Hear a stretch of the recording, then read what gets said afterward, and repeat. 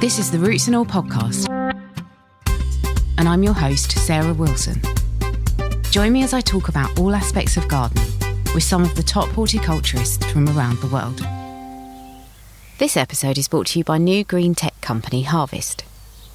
The company's recently launched smart web-connected mini greenhouses are designed to help people grow more at home with less effort and minimal space. Choose between the yard and the terrace. Both are simply popped directly on the ground or patio. They're self-watering, climate-controlled, space-efficient and enable you to grow your own produce without the need to tend every day. So whether you're a budding beginner or a seasoned pro, visit www.harvest.co.uk and take advantage of a 5% discount on all 4 seasons and Eco Mini greenhouse orders from now until the end of July. Simply enter the code Roots and all uppercase, at the checkout. This episode, I'm speaking to Canadian gardening superstar Niki Jabbour.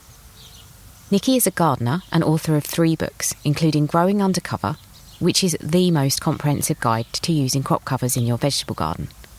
It's based on Nikki's first-hand, decades-long research into successfully growing food, which enables her to produce food 365 days a year in the challenging climate of Nova Scotia, and what she doesn't know about using covers to protect crops, prolong the season and cheat the weather. You could write on the back of a stamp and still have room to lick it. Nikki starts by talking about her background in gardening and why she wrote the book. Well, I think I became a gardener as a kid, like so many of us, really a vegetable gardener, just interested in the fact that the food that my family's small and very weedy and pretty unproductive vegetable garden produced, that it just tasted so much better than the stuff you would buy in the grocery store or even at the farmer's market. It was just so delicious. So that kind of sparked my interest early. I did study in university and get a degree in English and history, but then I realized I could actually study horticulture, and I then went off and studied horticulture. Eventually started writing, combining those 2 degrees. And, as I guess learned more in my food gardening experiences in my own gardens, I really kind of experimented with season extension, trying to take my zone 5 garden and harvest year round. Because when I grew up, it was like a late May to early September garden, and then it was frost. And, there wasn't too much you could do, other than deal with the frost, and the garden was over. So using garden covers and season extension techniques allows me to harvest year round. Even, again, I live in the northern climate in Canada, but I still can do that. So that was fascinating to me. So, I did study horticulture, but I think I learned most from trial and error in my own garden. Yeah.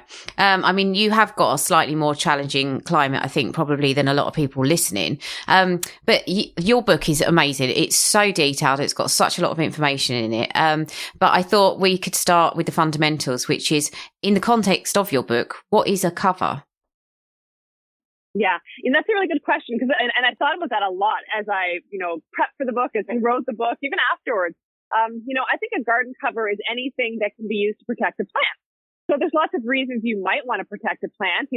I can look around my backyard right now. I'm sitting outside by my garden, and I have so many bunnies this year.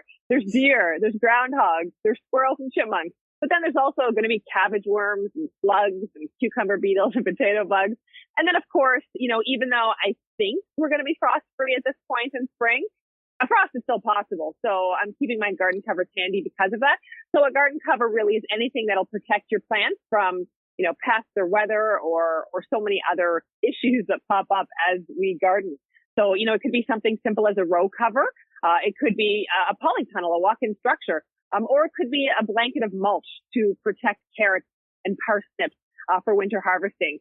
So a garden cover, I think, is pretty versatile term and can mean many different things. Yeah, because I think a lot of people naturally assume a garden cover is going to be something that extends the growing season. But obviously, as you write in the book, they're useful year round. Do you always find yourself using them in the garden? Yeah, there's never a time of the year that I'm not using some sort of garden cover. So even though I'm hoping we're frost free now, I've been erecting my mini hoop tunnels over top of a couple of my beds and then covering them with like bird netting, because I know the chipmunks, the squirrels, the birds like to eat the ground cherries that I'm starting to plant out now. So just to protect those plants, as well as the bunnies that seem to have invaded my garden this spring, I'm using different types of row covers and insect nettings and things like that to keep them out of the garden. So, in high summer when it's really hot, and the soil is dry, I'm using shade cloth. And I'm doing that so I can help establish summer crops of carrots and other root crops and greens that I can then harvest into winter. But those are planted in the middle of summer when it's hot and dry. So, shade cloth lets me do that. And then, of course, I'm often known as the crazy winter garden lady, which is totally accurate, because in the winter I have so many types of garden covers, from simple ones like, the blanket of mulch, to, my walk-in polytunnel, as well as cold frames and mini hoop tunnels. So, no matter what time of the year it is, there is a garden cover you can use to help you grow healthier plants and a bigger crop. Yeah, so obviously you've mentioned keeping things, excluding pests from a crop. Is that the main way that covers help with pest management? I think so. I mean, there's so many types of pests that can invade our gardens, and I think generally we have the same ones from year to year, and we develop strategies on how to deal with those. So for me, it's generally deer and slugs. Deer have been a problem in my garden since I planted my first seed. And so I do have an electric fence around my garden, a barrier, which is really the most effective way to keep deer out of the garden, some sort of fencing. But I also have raised beds outside of my electric fence because I expanded my garden this year. We've all been locked down. So I thought, let's add some more raised beds. But I couldn't fit them within the electric fence. So they're outside the fence. And therefore I am using the mini hoops with different covers to keep the deer away from my crops. But I think it definitely is a great way to exclude pests, whether they're large pests or small pests. Colorado potato beetles, cucumber beetles, squash bugs, cabbage worms. These are all very common garden pests, in many parts of the world. And using lightweight garden covers is a great way to prevent them from damaging your crops. Sometimes I'll just put them on early in the season so the plants get a nice head start. Other times, if it's a crop like, broccoli or cabbage or potatoes that don't need to be pollinated, I can leave those lightweight garden covers on the entire season and not have to deal with, cabbage worms, eating all my broccoli leaves or my cabbage leaves. So there's many ways you can use garden covers to reduce pest damage. I would just think about what types of pests you encounter, whether they're big or small, and then match that with the best cover. Yeah. I think sometimes when I'm constructing covers and my efforts are not anywhere near as good as yours, I wonder if there's sometimes a trade-off between having a secure cover that is impenetrable and that kind of versus the access that you can get when it comes to watering and weeding. Is that an issue you faced? Not too much, because my covers aren't like locked down completely around the outside of the bed.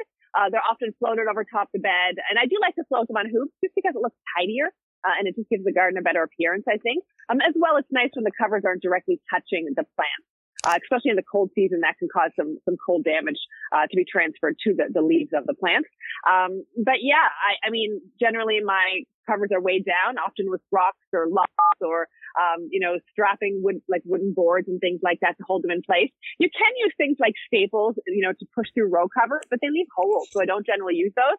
So I can always lift up the side of a cover or the end of a cover, and then, weed or water. And for the most part, the covers I use in spring and summer and early autumn, like row covers, insect barrier netting, things like that, they're permeable to water. And they also let a lot of light through as well. So I don't have to worry too much about the plants not getting water when it rains, for example. And if, I'm using a plastic cover for frost in early spring or winter or autumn, then yeah, I'll just lift it up and cover it. But generally it's pretty easy. And as for weeds, I like to think I've got a handle on weeds in that I never let them go to seed in my raised beds.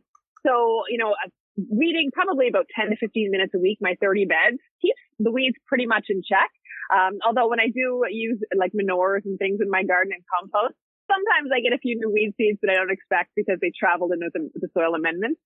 But I think being vigilant and making sure you never let weeds go to seed in your garden means that after a couple seasons, you'll probably have a really few weeds. And I also mulch. So my tomatoes, my squash, my peppers, my cucumbers, all those vegetables are mulched with straw or shredded leaves. And that also helps reduce weed growth. So therefore, I don't have to weed nearly as much. That's really interesting. So when you mulch with straw, is it possible that you are sometimes trapping things under the cover that you didn't actually want in there? Well, when I use straw mulch, I don't generally put it on until after my seedlings are growing well. So if I planted vegetable seeds, I don't cover them up with mulch until, they're good sized plants. But you could be trapping weed seeds under there. But if the conditions aren't right for weed seeds to grow, if they don't have access to light, they're not going to germinate. So it actually can help slow the germination of weed seeds as well. Because, I mean, generally garden soils have a weed bank, a bank of seeds in the soils. And when conditions are right, they're going to grow. So, especially if you're a no-dig gardener, by not tilling or exposing and lifting up that soil and those weed seeds to light, they can remain in the soil for many, many years and not grow. And mulching just helps, again, reduce the chances they'll germinate. So it really is quite beneficial. So you mentioned that obviously you like to keep it looking tidy and that's why you use the floating covers. I think maybe some people are a little bit averse to covering things up in the garden because they might think that it can look like a bit of an eyesore, again, especially if someone like me builds it. How do you combat that? What are your top tips for making it look attractive? Yeah, I think having a nice looking garden, I mean, it's important to me. I think a vegetable garden is beautiful anyway. And, I think, when I was a kid growing up, 30 plus years ago, people automatically, I think, thought vegetable gardens weren't that attractive. They were tucked in the backyard. They were tucked out of sight. They were tucked at the edge of the property or as far away from the house and the outdoor living area as they could possibly be because it was just a utilitarian space. It wasn't meant to be pretty. But I think we've come a long way. And most homeowners, as well as, of course, gardeners, recognize that food gardens are beautiful, whether they're planted in long rows, whether they're raised beds, whether they're growing containers on a sunny deck or patio. These are beautiful spaces. And of course, I do lots of, planting of flowers and herbs, and I've raised beds as well, which I think looks tidy. So there's lots of things you can do to make your garden look even, more ornamental. But I think people have a much broader view of what an attractive garden is now. And I think food gardens fall into that category. I have a polytunnel in my backyard. I would have loved like a glass Gothic greenhouse, but I mean, that cost of that was far out of my budget reach. So I have a polytunnel. And at first I thought, people are going to think this isn't a very attractive structure because it's just like metal hoops covered in plastic. But my gosh, people have really responded well to the polytunnel. I share photos all the time on my social media, in particular on Instagram. And, it's become my happy place.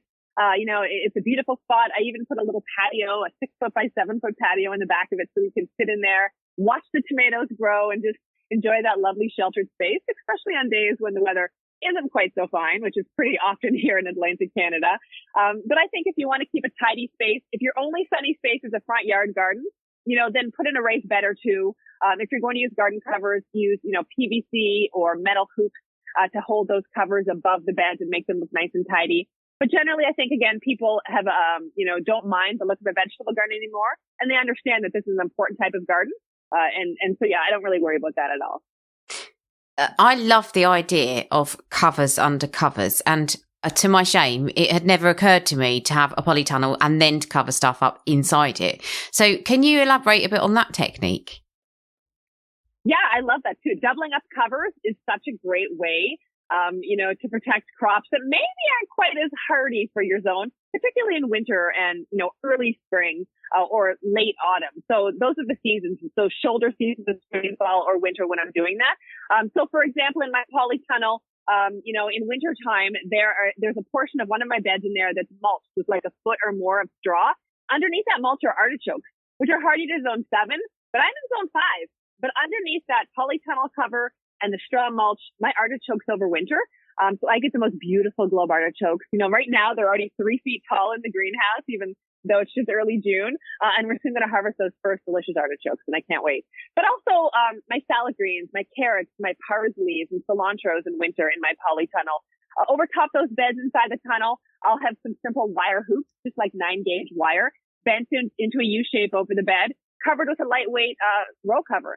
And that just gives me a little bit of extra protection when the nights are especially frigid. Because here in, Nova Scotia, our winter temperatures can be, minus 20, minus 25. And yes, if it's a bright sunny day in the winter, sometimes we'll get a little bit of extra, light coming through. But for the most part, it's still pretty cold in there in the wintertime. So having that extra layer of cover, it's just another way to add more insulation to your vegetables. So I do often have a mini tunnel in there, even cold frames. I have portable cold frames and I can pop those over top the beds in my my polytunnel. Or, if I have a cold frame in the garden, sometimes inside that in the winter, I'll have a layer of mulch, straw mulch over top parsnips or carrots or beets. So there's a double layer inside that cold frame as well. So you can certainly combine different types of garden covers, especially when you are in cold climates. Yeah, just as you were speaking, it made me wonder. I know this is probably a slightly technical question, but if the ambient temperature was a certain amount, what do you think that you could kind of be achieving, or almost, what temperatures are you cheating in a way to reach in terms of overwintering things like artichokes when you shouldn't technically be able to? Could you maybe make an estimate as to how much warmer it is? Well, I think, honestly, using a polytunnel, for example, moves me at least a zone, maybe a zone and a half to the south. And then adding another cover inside, like a row cover, moves me probably another zone. So I go from being zone 5 to like zone 7, 7B. But in terms of temperature, like oftentimes it will be, say, minus 10 degrees outside, on a cloudy day here in the wintertime. And if I go in the polytunnel, it's probably going to be 6 or 7 degrees. And underneath one of my little row covers, it'll be about 3 or 4 degrees warmer as well. So it certainly does make a difference. It is going to depend, of course, on the type of row cover you're using. There's lightweight, there's medium weight, there's heavyweight, there's different brand names. So there's a lot of different factors that can, play into the actual exact temperature, as well as the weather, whether it's cloudy or sunny or, rainy or snowing. In the wintertime too, that's going to play a difference. But yeah, I mean, the polytunnel during the daytime can make a difference of 20 degrees Celsius, depending on the weather. And then using another type of cover inside, like a row cover, will again, add anywhere from 3 to 4 degree protection. If it's a heavyweight row cover, something that's, blocking like 50 or 60% of the light, but is really nice and dense in terms of temperature, and how much temperature it can hold and insulation it provides, you could be talking 6 or 7 degrees of additional heat under there. So it really can be significant. And it just depends on the covers and the weather. Yeah. And does it stop fluctuating temperatures a bit? Because I noticed at the moment we're seeing sort of 6 degrees overnight inside the polytunnel and then 40 degrees in the day. Can it help buffer that? Yeah, for sure. Like, for the most part, if you have a greenhouse or a polytunnel, you could be using shade cloth inside or even outside on top of your polytunnel to help offset those daytime temperatures. One of the reasons I went with a polytunnel as well is because, as I'm sure you know, it is really hard to ventilate a greenhouse well without some sort of electrical fan during the day. It heats up in there super quick. Today, we went from I think it was 6 or 7 degrees a couple days ago Celsius. Today it's going to be 29 Celsius. So, it can be tough on plants growing in a polytunnel with those extreme temperature shifts. But having a roll-up sides on my polytunnel makes ventilation super easy. So the first thing I did this morning was grab my cup of tea, go up to the greenhouse, roll up those sides all the way on the polytunnel, open the door, open the windows. And I know it won't be super hot in there. If I had it closed up, it would be 40 or plus degrees in there. But opening the sides like that and allowing lots of ventilation means the temperature will probably stay between 25 and 29 as the day goes on today. I do have a thermometer which tells me the exact temperature on my phone in my kitchen. So I love to monitor the greenhouse temperature so I can just kind of see what the temperature is outside and then what it is inside the polytunnel. It's really fun to keep an eye on that. But of course, you don't want your vegetables, to be all of a sudden in 40 degrees Celsius. That's far too hot. Especially if you still have cool season vegetables in there, like I do, spinach, lettuce, things like that. I want the temperature to stay much cooler. So ventilation, I think, is key with garden covers. Even if we're talking a mini hoop tunnel, something, relatively small over a 4 by 8 foot bed, it's important to ventilate that. So right now I have been using mini hoop tunnels over my newly transplanted tomatoes in the bed, and I am lifting those ends up during the days so that the air can circulate through, condensation doesn't build up, and the temperature, doesn't spike during the day. So ventilation, I think, is key. At nighttime, I close all those structures up so they can, it does get down to about 7 or 8 degrees here at night. So they're closed up and protected against the nighttime temperatures and potential frost. But during the day, they're open fully so I can have maximum ventilation. And obviously, we've spoken about the benefits, but aside from maybe ventilation, are there any other common problems people might, encounter when they're using covers? Yeah, for sure. There are certainly things to watch out for. For example, I'd highly recommend crop rotation because if you're growing something like, zucchini or squash and you have a problem with things like squash bugs, and if you just grow them in the same space every year and cover them with a garden cover, you could be trapping that pest under a cover with their favorite food. So you definitely want to practice crop rotation. I think it's really important. Also, we talked about venting for temperature, but it's also important in terms of humidity. You don't want too much humidity in a structure, particularly a walk-in structure like a greenhouse or polytunnel, because that can encourage different types of diseases. So I certainly like to vent well so the humidity is too high in there. That's something to watch out for too. But, and then the other issue I would think is more of a winter issue. I live in an area where we get nor'easters, where we get a lot of hurricanes. So if I'm using covers in late fall, I find certainly during those storms that we get, if they're not fastened well, and that's the time when those covers are pretty much on for the whole winter. So they're not just on there for, 2 or 3 weeks to cover my fall spinach. They're covering vegetables I want to harvest all winter long. So I do want to make sure they stay attached to the bed and don't blow off in a winter storm or a late fall storm. So I'll secure them to the bed with strapping. You can also buy clips. I use snap clamps, which are like C-shaped clips that just hold those covers tightly to the hoops. I used to have to make my own 20 years ago, but now lots of places sell them. So it's been a game changer for me. So I use usually 3 clips per hoop and it holds those covers nice and tightly. So I would say make sure you're venting for humidity. Make sure you're keeping those covers on very securely during the times of year when storms are likely, which would be, early spring, late fall for me, and winter when we have a lot of winter snowstorms and stuff too. But yeah, I think with anything, there can be some challenges, but overall garden covers have made such a difference in my harvest. I mean, again, there's 30 types of vegetables I harvest in the winter from my Zone 5 garden in Nova Scotia. So the fact that I probably spend, 5 or 10 minutes a week checking my covers and such, to me, isn't that big of a deal. It certainly offsets the fact that I get to supply homegrown organic food to my family 365 days a year. Yeah, that's amazing. If people wanted to try, I don't know, maybe 3 crops that they could try overwintering here, what would you recommend, given that our temperatures are probably slightly above yours certainly in the south of England, but, what would you recommend that people try? Yeah, you definitely, you have slightly warmer temperatures than me, but you also have less light, I believe. I have a longer day length. So some of my favorite crops for winter, I think people should grow what they like to eat. But some of the ones that my family has to have each winter are carrots, which are, so easy to grow. So I usually plant my carrots for winter harvesting in late July. And then they're deep mulched in late November, early December, with straw or shredded leaves. And we harvest them all winter long. And so that one's really easy. Same thing applies for parsnips or carrots or even celery root. And then for salad greens, because I want to eat salad every day and there's nothing like homegrown salad greens. So I look for varieties of lettuce, for example, that are more winter hardy.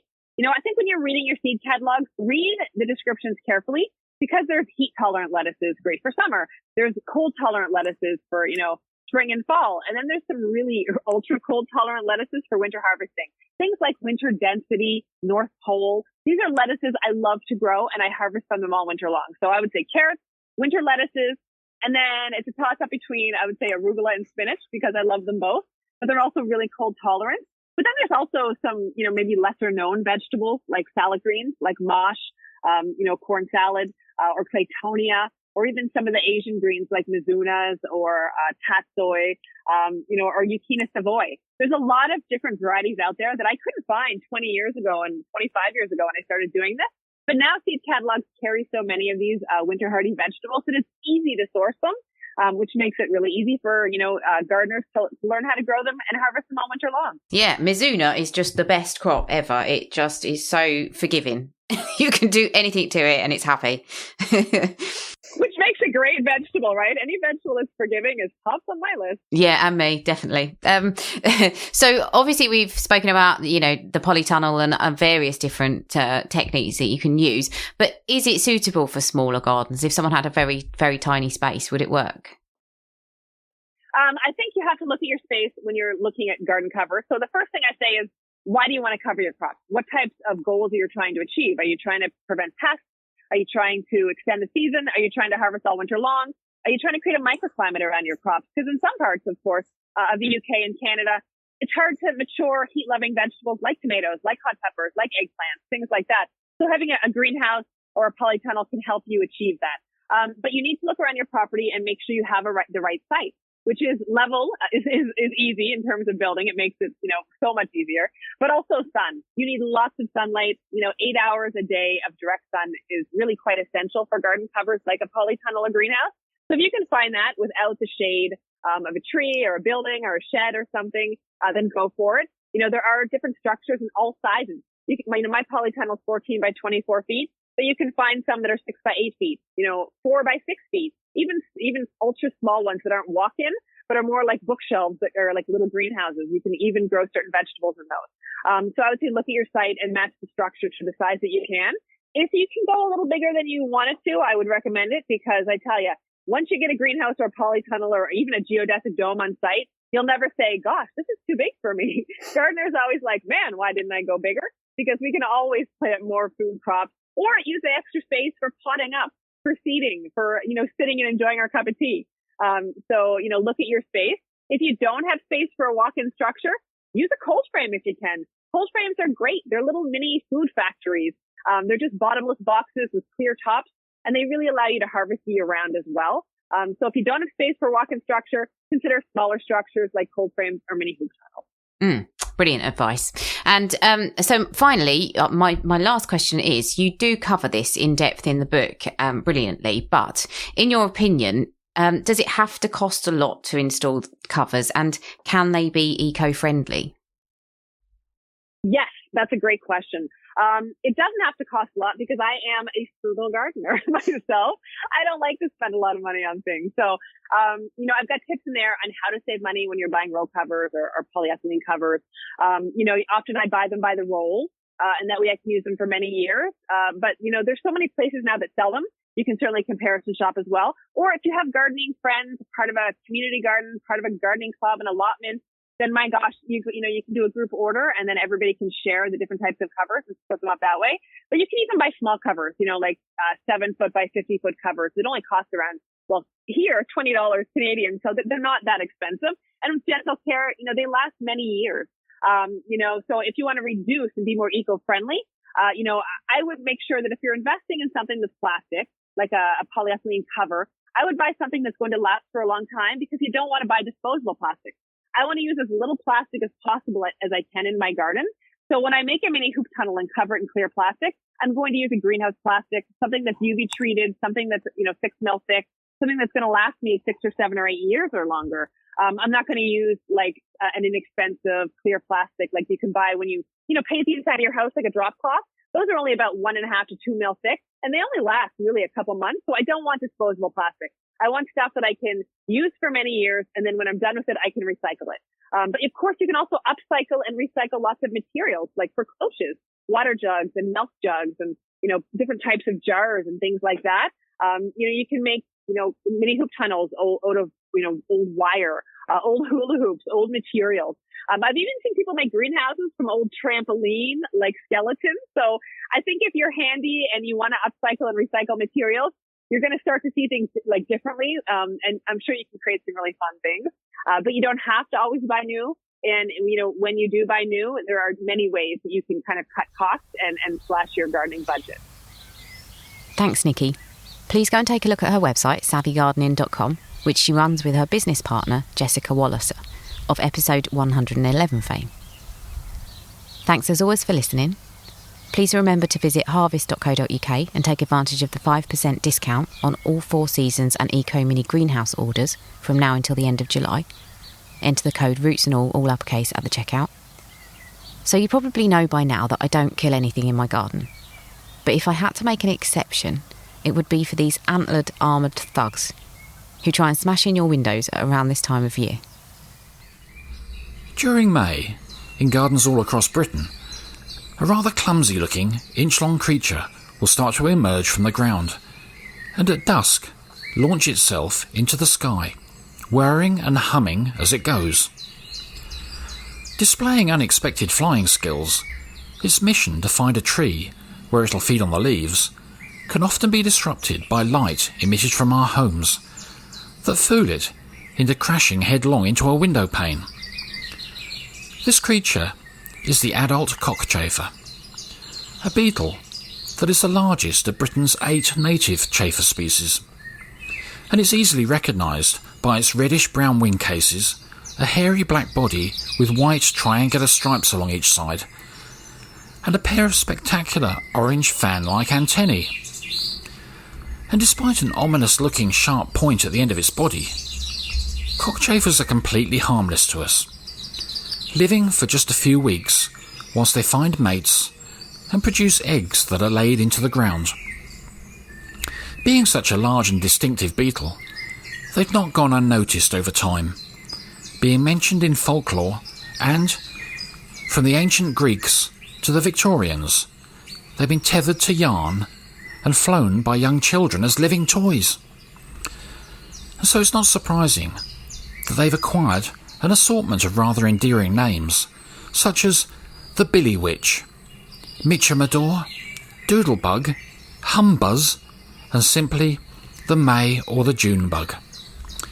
Well, despite cockchafers being completely harmless to us, we can't really say the same for our plants, since, when conditions are right, little white, C-shaped grubs begin hatching from the underground eggs, and using their 6 sturdy legs, they start tunnelling through the soil to find plants where they can eat roots for the next 3 to 4 years whilst they mature into adults.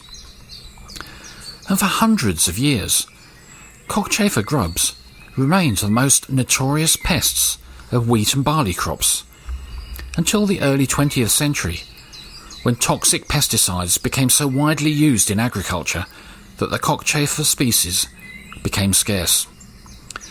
Nowadays, though, pesticide use is well regulated, and cockchafers are common again, but they're no longer a significant pest of cereal crops. Instead, it's parks and gardens where they're most frequently found, and where plant root damage is most likely to occur. And when it's severe, cockchafers might need controlling. However, with no approved pesticides currently available, an alternative, natural method would have to be used, either by adding large numbers of naturally occurring parasitic nematodes, or by using the no-cost option of digging the grubs out by hand. Otherwise, maybe just accept the cockchafers as part of the garden wildlife and a nutritious home-produced food source for the hedgehogs and the birds. You can download or listen to the podcast direct from the website rootsandall.co.uk. Please also check out my Patreon, where you can make a one-off donation or take out a monthly subscription to help support the podcast. Because if you enjoy the show, please help it continue. I also have a GoFundMe where you can make a one-off donation. Even a one-off donation of £1 helps, and I'll be really grateful for your support. So please go to Patreon or GoFundMe and search for Roots and All Podcast.